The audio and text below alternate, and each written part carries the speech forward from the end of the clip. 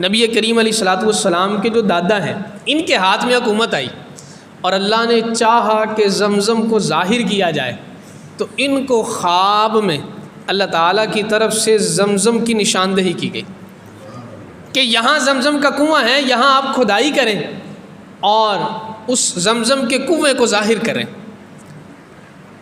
اب جب آپ کھدائی کرنے کے لیے آگے بڑھے تو جو قریش تھے وہ روکنے کے لیے آ گئے۔ وجہ یہ تھی کہ جہاں زمزم کا کنواں تھا وہاں 2 بت رکھے ہوئے تھے اس کے قریب ہی، اسحاف اور نائلہ نامی۔ اب لوگ نہیں چاہتے تھے کہ یہاں کھدائی ہو۔ بہرحال حضرت عبد المطلب اپنے بیٹے حارث کو لے کر یہ گئے، انہوں نے کھدائی کی، تھوڑا سا ہی کھدائی کی، تھوڑی سی، تو حجر اسود بھی نکل آیا، وہ ہرن بھی نکل آئے، زمزم کا پانی بھی نکل آیا۔ اب جب یہ منظر لوگوں نے دیکھا تو حضرت عبد المطلب کی جو عزت تھی وہ ڈبل ہو گئی۔ لوگوں کی نگاہ میں آپ کا مرتبہ اور بڑھ گیا کہ آپ کو خواب میں اس طرح کا الہام ہوا، کسی کو پتہ ہی نہیں تھا، اور آپ کو بتایا گیا کہ زمزم کا کنواں یہاں ہے اور اس کو نکالو، تو آپ کی عزت اور بڑھ گئی۔ تو آپ نے اس وقت ایک پھر منت مانی، آپ نے کہا اللہ نے اگر مجھے 10 بیٹے دیے اور 10 کے 10 حد بلوغ کو پہنچے، بالغ ہوئے، بڑے ہو گئے، تو پھر ایک بیٹا میں اللہ کی راہ میں قربان کروں گا۔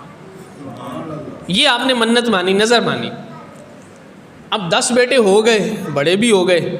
حضرت عبد المطلب ایک دن سین کعبہ میں سو رہے تھے تو خواب میں کسی نے کہا کہ آپ نے نظر مانی تھی، اپنی نظر اللہ کے ساتھ کیا ہوا اپنا وعدہ پورا کریں۔ اب بیدار ہوئے تو پریشان ہوئے، تو ایک دمبا لے کے ذبح کیا اور ذبح کر کے تو لوگوں کو کھانا کھلا دیا۔ پھر سوئے تو خواب آیا کہ نہیں، اس سے بڑی قربانی کریں۔ آپ نے گائے کی قربانی کی، وہ تقسیم کر دی۔ پھر خواب آیا کہ نہیں، اس سے بڑی قربانی کریں۔ پھر اونٹ قربان کر دیا۔ پھر خواب آیا کہ نہیں، اس سے بڑی قربانی کریں۔ تو پوچھا خواب میں کہ اس سے بڑی قربانی کیا ہے، تو بتایا گیا آپ نے ایک بیٹے کو قربان کرنے کی منت مانی ہوئی ہے، بیٹا قربان کریں۔ اب پریشان ہوئے کہ اب کیا کروں، سارے بیٹوں کو بلا لیا، کہا میں نے یوں منت مانی ہے، پورا واقعہ بیان کیا۔ تو سارے بیٹوں نے بیک زبان کہا کہ اگر آپ ہم سب کو بھی اللہ کی راہ میں قربان کرنا چاہتے ہیں تو ہم حاضر ہیں۔ بڑے خوش ہوئے، حضرت عبد المطلب بڑے خوش ہوئے۔ اب کہا چلو پھر قرآن اندازی کرتے ہیں، جس کا نام نکلا اس کو قربان کر دیں گے۔ جب قرآن اندازی کی تو نام نکلا حضرت عبداللہ رضی اللہ تعالیٰ عنہ کا۔ نبی اکرم صلی اللہ علیہ وسلم کے والد گرامی حضرت عبداللہ کا نام نکلا۔ اب حضرت عبداللہ سب سے چھوٹے شہزادے تھے اور سب سے زیادہ لاڈلے تھے۔ حضرت عبد المطلب آپ سے بڑی محبت کرتے تھے، پھر نشانیاں بھی دیکھ چکے تھے کہ آپ کی پشت میں نور محمد جلوہ گر ہے، تو اس لیے دل نہیں چاہتا تھا، لیکن اس کے باوجود ان کو ساتھ لے کے قربان گاہ کی طرف چل پڑے۔ اب جب قربان گاہ کی طرف چلے تو حضرت عبداللہ کے بارے میں آتا ہے انہو کان اکملہم اکمل بنی ابیہ واحسنہم واعفہم واحبہم الی قریش۔ حضرت عبداللہ کی شان یہ تھی کہ یہ سارے بہن بھائیوں میں سب سے بڑھ کر کامل تھے، سب سے زیادہ خوبصورت تھے، سب سے زیادہ پاک دامن تھے، اور قریش کو سب سے زیادہ محبوب تھے۔ قریش سب سے بڑھ کر ان سے محبت کرتے تھے۔ اب جب حضرت عبد المطلب ان کو لے کے گئے نا قربان کرنے کے لیے، تو قریش درمیان میں آ گئے، کہا نہیں ان کو تو قربان نہیں کرنے دیں گے ہم۔ تو پھر کیا کیا جائے؟ کہتے ہیں چلتے ہیں کہاں؟ جو عرب کی سب سے بڑی کاہنہ، سب سے سمجھدار کاہنہ عورت ہے نا، اس کے پاس چلتے ہیں۔ چلے گئے۔ اس وقت تک یہ جو شیطان اور جن ہے نا، ان کا آسمانوں پہ جانا منع نہیں ہوا تھا۔ یہ جاتے تھے اور فرشتوں کی گفتگو سن لیتے تھے، کچھ نہ کچھ ان کو پتہ چل جاتا تھا، پھر نیچے آ کے تو یہ اپنے ان لوگوں کو بتاتے تھے۔ پھر نبی اکرم صلی اللہ علیہ وسلم کی بعثت مبارکہ کے بعد آپ کی برکت سے پھر ان کا داخلہ بند ہو گیا، اب نہیں جا سکتے، اب فرشتوں کی گفتگو نہیں سن سکتے، لیکن تب ان کا داخلہ منع نہیں تھا، تو یہ جاتے تھے سنتے تھے۔ اس نے کہا کہ آپ مجھے 1 دن کی مہلت دیں، کاہنہ نے کہا کل آپ آئیں تاکہ میں اپنے ہمزاد سے پوچھ کے تمہیں بتاؤں کہ کیا کرنا ہے آپ۔ اگلے دن گئے تو اس نے پوچھا کہ آپ کے ہاں ایک آدمی کی دیت کتنی ہے؟ تو انہوں نے بتایا جی 10 اونٹ ہمارے ہاں ایک آدمی کی دیت ہے۔ تو وہ کہنے لگی کہ ٹھیک ہے، تم ایسا کرو کہ 10 اونٹ ایک طرف رکھو اور حضرت عبداللہ کو دوسری طرف، پھر قرآن اندازی کرو۔ اگر تو قرآن نکلے اونٹوں کے نام تو وہ اونٹ قربان کر دو، تمہارا بندہ بچ گیا، اور اگر قرآن نکلے ان کے نام، حضرت عبداللہ کے نام، تو پھر 10 اونٹ مزید بڑھا دو، پھر دوبارہ قرآن اندازی کرو۔ اسی طرح قرآن اندازی کرتے جاؤ یہاں تک کہ قرآن اونٹوں کے نام نکل آئے۔ چنانچہ ایسا ہی کیا گیا، 10 اونٹ اور حضرت عبداللہ کی قرآن اندازی کی گئی تو حضرت عبداللہ کا نام نکل آیا، 10 اونٹوں کا اضافہ کر دیا گیا، پھر قرآن اندازی کی گئی، پھر حضرت عبداللہ کا نام نکل آیا، پھر 10 اونٹوں کا اضافہ کر دیا گیا، کرتے کرتے نوبت پہنچ گئی 100 اونٹوں تک، 100 اونٹوں تک نوبت پہنچ گئی۔ پھر قرآن نکلا اونٹوں کے نام کا، حضرت عبد المطلب نے کہا نہیں، ایک مرتبہ پھر قرآن اندازی کرو، 2 مرتبہ قرآن نکلا اونٹوں کا، تو پھر نبی اکرم صلی اللہ علیہ وسلم کے والد گرامی حضرت عبداللہ کے فدیے میں 100 اونٹ قربان کیے گئے۔ تو یہ نبی اکرم صلی اللہ علیہ وسلم نے فرمایا انا ابن الذبیحتین، میں 2 ایسی شخصیات کا بیٹا ہوں جو اللہ کی راہ میں ذبح ہونے والی ہیں، ایک ذبیح ہیں حضرت اسماعیل علیہ السلام اور دوسرے ذبیح ہیں حضرت عبداللہ رضی اللہ تعالیٰ عنہ۔ حضرت عبداللہ رضی اللہ تعالیٰ عنہ آپ کا وصال مدینہ منورہ میں ہوا، رہنے والے مکہ مکرمہ کے تھے لیکن تجارت کے لیے وہاں گئے ہوئے تھے، تو راستے میں بیمار ہو گئے تو مدینہ منورہ میں رکے، وہیں پر آپ کا وصال ہوا، اور آپ کا مزار، آپ کی قبر انور مسجد نبوی شریف کے غربی جانب، مغربی جانب تھی۔ جب مسجد نبوی شریف کی توسیع ہوئی ہے تو 21 جنوری 1978 کے نوائے وقت میں، روزنامہ نوائے وقت میں یہ بات چھپی کہ جب مسجد نبوی شریف کی توسیع ہوئی اسی دور میں 1978 میں، تو حضرت عبداللہ رضی اللہ عنہ کی قبر مبارک کو کھولا گیا۔ جب قبر مبارک کو کھولا گیا تو 14 صدیوں کے بعد بھی آپ کا جسم مبارک اسی طرح سلامت ہے، بالکل صحیح سلامت۔ پھر آپ کو وہاں سے جنت البقیع میں منتقل کیا گیا اور اب آپ جنت البقیع میں آرام فرما ہیں۔ اب اندازہ کیجئے کہ آپ کے جسم مبارک کا بالکل صحیح سلامت ہونا بھی آپ کے مومن و موحد ہونے کی دلیل ہے۔ تو یہ حضرت عبداللہ رضی اللہ تعالیٰ نبی اکرم صلی اللہ علیہ وسلم کے والد گرامی۔ اگر ہم بات کریں نبی اکرم صلی اللہ تعالیٰ علیہ وسلم کی والدہ مطہرہ کی تو حضرت سیدہ طیبہ طاہرہ آمنہ رضی اللہ تعالیٰ عنہ، آپ دنیا کی وہ ماں ہیں کہ آپ جیسی کائنات میں کوئی ماں ہی نہیں ہے۔ کیونکہ آپ کے فرزند، آپ کے نور نظر مصطفیٰ جان رحمت صلی اللہ علیہ وسلم ہیں۔ آپ کے فرزند ساری مخلوق سے افضل ہیں، نبیوں کے سردار اور سرور ہیں، اس لیے آپ جیسی کوئی ماں نہیں ہے۔ اور حضرت سیدہ آمنہ رضی اللہ تعالیٰ عنہ جہاں پر عالی نسب رکھنے والی تھی، وہاں پر آپ پروقار، باعظمت اور فصاحت و بلاغت کی روانی جیسی صفات کی جامع تھی۔ اور حضرت آمنہ رضی اللہ تعالیٰ عنہ ابھی آپ بچپن میں تھی، چھوٹی عمر تھی ابھی، تو آپ کا قبیلہ بنو زہرہ، ایک دن قبیلہ بنو زہرہ کے پاس ایک کاہنہ عورت آئی تو آ کے کہنے لگی فیکم نذیرۃ او تالد نذیرا فاردو بناتکن۔ عورت آئی جو مستقبل کے احوال کی پیشن گوئیاں کرتی تھی، آ کے قبیلہ بنو زہرہ سے کہتی ہے کہ تم میں یا تو کوئی ایسی لڑکی موجود ہے جو اللہ کے عذاب سے ڈرانے والی ہے، یا پھر ایسی لڑکی موجود ہے جس کا بیٹا اللہ کے عذاب سے ڈرانے والا ہوگا، لہٰذا اپنے قبیلے کی ساری بچیوں کو لے کر آؤ۔ چنانچہ وہ قبیلے کی بچیوں کو لایا گیا تو وہ ہر بچی کو دیکھتی اور اس کے مستقبل کے بارے میں کچھ نہ کچھ بتاتی۔ اب ساری بچیاں وہ دیکھ کے بتاتی جا رہی ہے، جیسے ہی حضرت آمنہ سامنے آئی تو کہنے لگی حاذہ نذیرۃ او تالد نذیرا، کہنے لگی یہ ہے وہ عظیم الشان بچی کہ یہاں تو خود جی اللہ کے عذاب سے ڈرانے والی ہے، یہاں پھر ان کا بیٹا اللہ کے عذاب سے ڈرانے والا ہوگا۔ تو حضرت سیدہ آمنہ رضی اللہ تعالیٰ عنہ کی اللہ نے ایسے بھی شان ظاہر کی۔ اور پھر صرف یہی نہیں ہے، صرف اس امت کی بات نہیں ہے، حضرت سیدہ آمینہ رضی اللہ تعالیٰ عنہ کی شان تو وہ شان ہے کہ پہلی امتوں میں آپ کا تذکرہ خیر ہوتا رہا ہے، اور صرف امتوں میں نہیں ہے بلکہ پہلے نبیوں نے بھی آپ کی فضیلت و شان کو بیان کیا گیا۔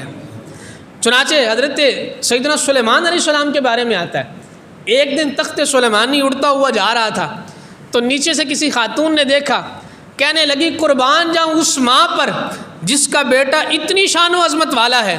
تو حضرت سلیمان علیہ السلام کہنے لگے کہ میری ماں تو جو عظمت و شان رکھتی ہے وہ اپنی جگہ، لیکن دنیا میں ایک ماں وہ بھی آنے والی ہے جو میری ماں سے بھی زیادہ شان و عظمت رکھنے والی ہے، وہ اللہ کے آخری نبی کی ماں ہے۔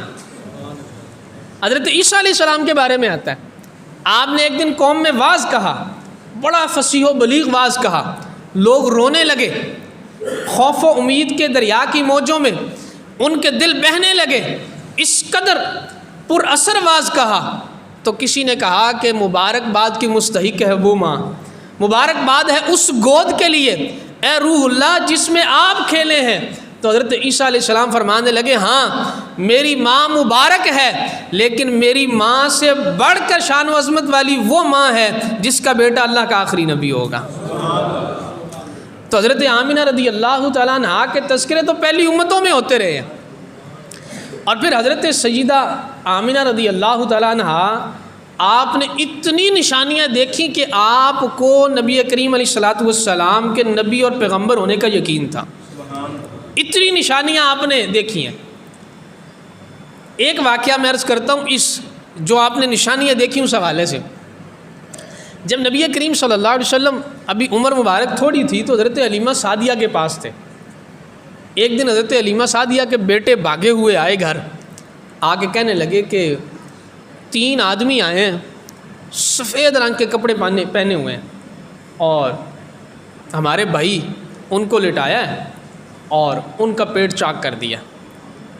حضرت حلیمہ نے سنا، ان کے شور نے سنا، ڈر گئے، بھاگے، آگے جا کے دیکھا تو نبی کریم علیہ الصلوۃ والسلام آرام سے بیٹھے ہوئے تھے۔ پوچھا کیا ہوا ہے تو بتایا کہ 3 آدمی آئے تھے، انہوں نے یوں میرا پیٹ چاک کیا، اس میں سے کچھ نکالا، اس کو باہر پھینک دیا، پھر اس کو بھرا اور اس کو سلائی کر کے بند کر دیا، لیکن مجھے درد نہیں ہوا۔ اب یہ ڈر گئے۔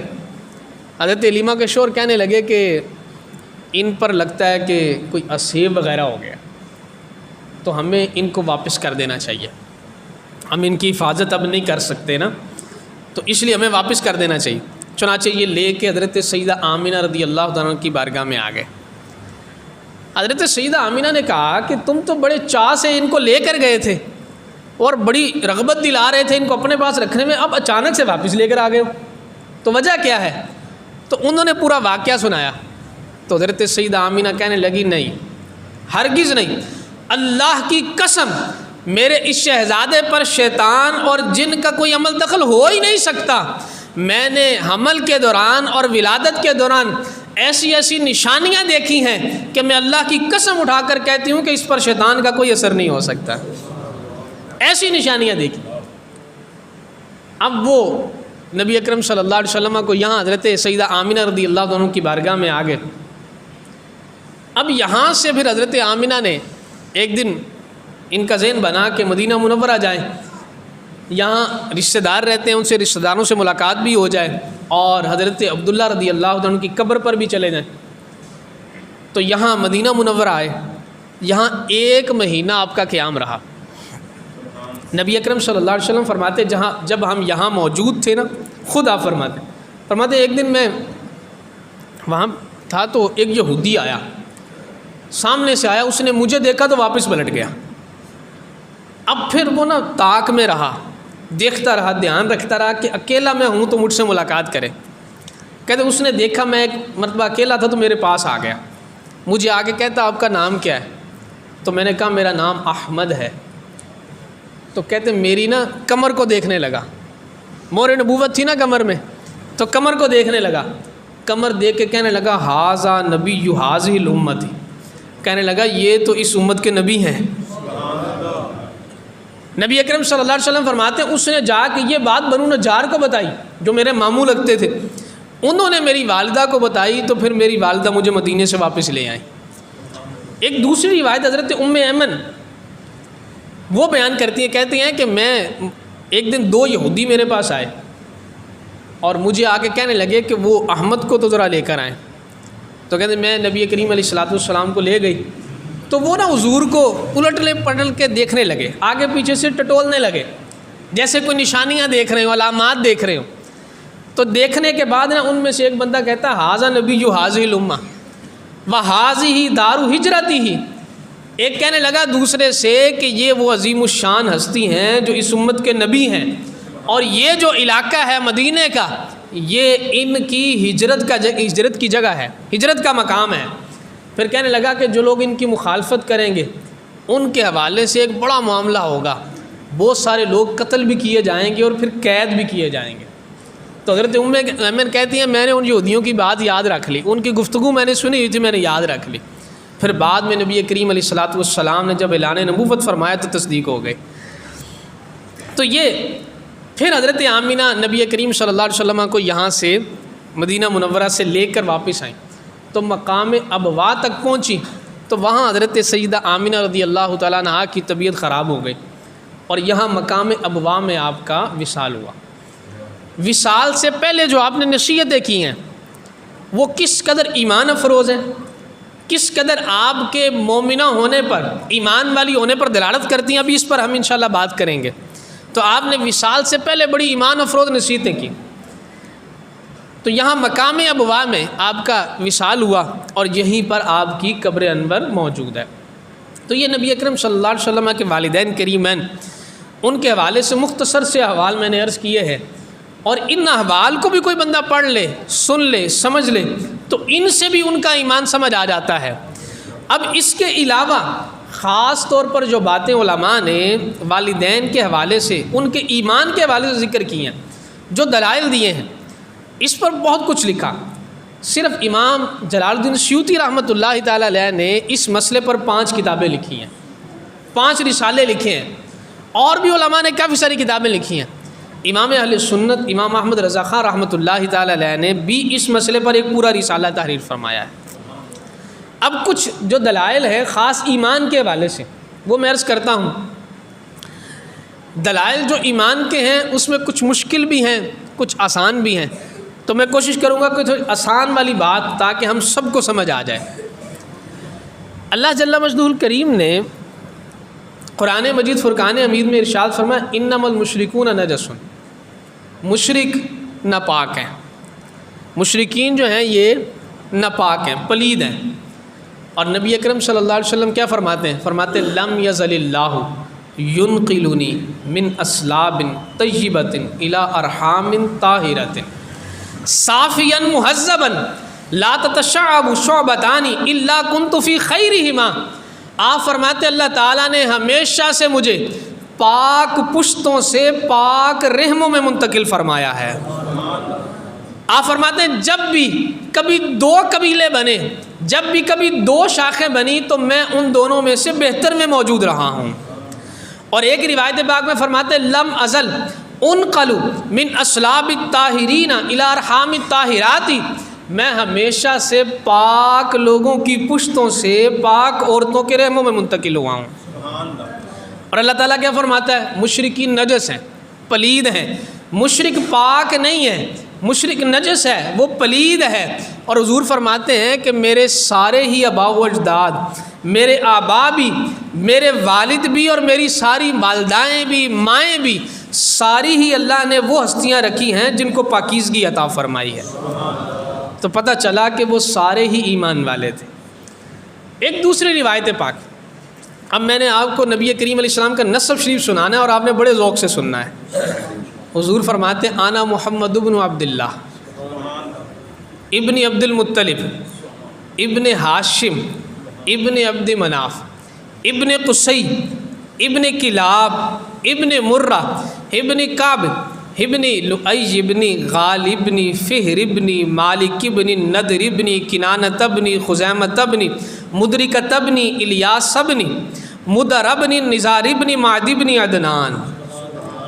تاجدار ختم نبوت زندہ باد، تاجدار ختم نبوت زندہ باد، تاجدار ختم معصومیت زندہ باد، ہر صحابی نبی جنتی جنتی، والدین نبی جنتی جنتی، والدین نبی جنتی جنتی۔ حضور فرماتے میں محمد ہوں، عبداللہ کا بیٹا ہوں، وہ بیٹے ہیں حضرت عبد المطلب کے، وہ بیٹے ہیں ہاشم کے، وہ بیٹے ہیں عبد مناف کے، وہ بیٹے ہیں قصی کے، وہ بیٹے ہیں کلاب کے، وہ بیٹے ہیں مرہ کے، وہ بیٹے ہیں کعب کے، وہ بیٹے ہیں لؤئی کے، وہ بیٹے ہیں غالب کے، وہ بیٹے ہیں فہر کے، وہ بیٹے ہیں مالک کے، وہ بیٹے ہیں ندر کے، وہ بیٹے ہیں کنانہ کے، وہ بیٹے ہیں خزیمہ کے، وہ بیٹے ہیں مدرکہ کے، وہ بیٹے ہیں الیاس کے، وہ بیٹے ہیں مدر کے، وہ بیٹے ہیں نزار کے، وہ بیٹے ہیں ماد کے، اور وہ بیٹے ہیں حضرت عدنان کے۔ پھر فرماتے ہیں مفترق الناس فرقتین الا جعلنی اللہ فی خیرہما، اللہ تعالیٰ نے جب بھی قبیلوں کو تقسیم فرمایا، دو گروپ بنائے، تو مجھے ان میں سے بہتر میں رکھا ہے۔ پھر فرمایا فاخرجت من بین ابوین فلم یصبنی شیء من عہر الجاہلیۃ، اور اللہ تعالیٰ نے مجھے میرے والدین سے اس دنیا میں ظہور پذیر فرمایا، اور مجھ پر زمانہ جاہلیت کی مجھے کوئی بھی چیز نہیں پہنچی۔ پھر فرماتے ہیں کہ حضرت آدم علیہ السلام سے لے کر میرے والد اور میری والدہ تک میرے تمام آباء و اجداد نے نکاح فرمایا ہے۔ یعنی آپ لوگ تو بات کر رہے ہیں ایمان اور شرک کی، وہ تو بہت پہلے کی باتیں ہیں، یہاں تو گناہ کا بھی احتمال نہیں ہے۔ فرمایا میرے سارے ہی والدین سب نے نکاح فرمایا ہے، اور میں پاک رحموں، پاک صلبوں سے، پاک پشتوں سے، پاک رحموں میں منتقل ہوا ہوں، اور میرے سارے والدین انہوں نے نکاح کیا۔ فانا خیرکم نفسا و خیرکم ابن، میں تم سب میں ذات کے اعتبار سے بھی بہتر ہوں، اور تم سب میں اپنے نسب کے اعتبار سے بھی بہتر ہوں۔ اب آخر میں دو باتیں ہیں، ایک حضرت سیدہ آمینہ رضی اللہ تعالیٰ عنہ کی نصیحتیں جو آپ نے فرمائی، اور ایک آخر میں اس کے بعد حضرت عائشہ صدیقہ رضی اللہ عنہ سے مروی ایک روایت ہے۔ بس یہ دو باتیں بیان کر کے میں گفتگو کو ختم کروں گا۔ حضرت سیدہ آمینہ رضی اللہ تعالیٰ عنہ، آپ نے اپنے وصال سے پہلے جو نصیحتیں فرمائیں، ام سماع اسماء بنت ابی رحم بیان کرتی ہیں اپنی والدہ سے، اور ان کی والدہ اس وقت وہاں پر موجود تھی مقام ابوا پر۔ جب حضرت آمینہ رضی اللہ تعالی عنہا کا وصال ہوا تو ان کی والدہ وہاں موجود تھی۔ وہ کہتے ہیں حضرت سیدہ آمینہ کہنے لگی، اے پاکیزہ لڑکے، اے اس شخصیت کے بیٹے کہ جنہوں نے عزت والے بادشاہ اللہ جل مجدہ الکریم کی مدد سے موت کے چنگل سے نجات پائی، اس دن جس دن ان کے فدیہ میں 100 اونٹ قربان کیے گئے۔ کس کی مدد سے؟ اللہ کی مدد سے۔ پھر فرماتی ہیں فَأَنْتَ مَبْعُوثٌ إِلَى الْأَنَامِ مِنْ عِنْدِ ذِي الْجَلَالِ وَالْكِرَامِ تُبْعَثُ فِي الْحَلَالِ وَالْحَرَامِ تُبْعَثُ فِي التَّحْقِیقِ وَالْإِسْلَامِ۔ حضرت آمینہ فرماتی ہیں میرے شہزادے، تم اللہ کی طرف سے، اللہ ذوالجلال والاکرام کی طرف سے ساری مخلوق کے لیے پیغمبر بنا کر بھیجے گئے ہو۔ تمہیں حلال و حرام کے احکام دے کر بھیجا گیا ہے، تمہیں بالتحقیق دین اسلام کے بارے میں بھیجا گیا ہے۔ پھر فرماتی ہیں دین اسلام وہ دین جو تمہارے نیکوکار باپ حضرت ابراہیم علیہ السلام کا دین ہے۔ پھر فرمایا کہ میں تمہیں اللہ کی قسم دے کر بتوں سے منع کرتی ہوں، کبھی کسی قوم کے ساتھ ان سے دوستی نہیں کرنی۔ تو یہ حضرت سیدہ آمینہ رضی اللہ تعالیٰ عنہ نصیحت کر رہی ہیں۔ آپ اس میں ذرا غور کیجئے کہ اس میں دین ابراہیمی کا بھی اقرار موجود ہے، اس میں اللہ تعالیٰ کی توحید کا بھی اقرار موجود ہے، شرک کی نفی بھی موجود ہے، بتوں سے برات بھی موجود ہے، اور نبی کریم علیہ الصلوۃ والسلام کی رسالت کا اعتراف بھی موجود ہے۔ اور اعتراف بھی کیسے ہے کہ آپ کی بعثت عامہ کے ساتھ آپ کی بعثت عامہ کا اقرار بھی موجود ہے۔ اس سے بڑھ کر ایمان کامل پھر کسے کہا جاتا ہے؟ تو حضرت سیدہ آمینہ رضی اللہ عنہ جو نصیحتیں کی ہیں یہ آپ کے ایمان پر دلالت کرتی ہیں۔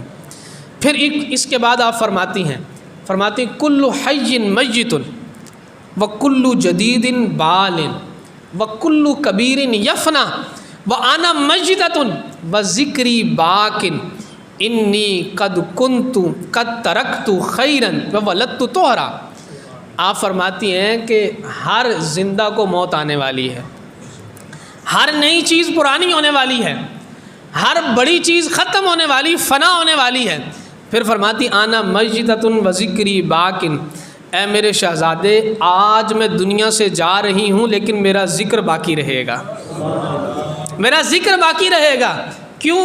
کیونکہ میں بڑی خیر چھوڑ کر جا رہی ہوں اور میں نے بڑے ہی پاکیزہ لڑکے کو پیدا کیا ہے۔ اب آپ غور کیجئے، عرب و عجم کی ہزاروں شہزادیاں جو بڑی بڑی تاج والیاں تھیں آج خاک کا پابند ہوئیں، کسی کو نام تک معلوم نہیں ہے، اور وہ وہاں پر تنہائی میں مقام ابوا میں حضرت سیدہ آمینہ رضی اللہ تعالیٰ عنہ وصال فرمانے والی، آپ فرماتی ہیں آنا مجدۃ و ذکری باق، میں جانے والی ہوں لیکن چونکہ میرا بیٹا محمد رسول اللہ ہے اس لیے میرا ذکر باقی رہے گا۔ آج بھی دیکھیں عرب و عجم میں، مشرق و مغرب میں، زمین و آسمان میں، انسان و جن فرشتوں کی محافل و مجالس میں آج بھی حضرت سیدہ آمینہ کا ذکر خیر موجود ہے، اور یہ ابد الآباد تک، روز قیامت تک یہ ذکر باقی رہے گا۔ اور وہ پاک خاتون اسی دن فرما گئی وذکری باق، میرا ذکر باقی رہے گا۔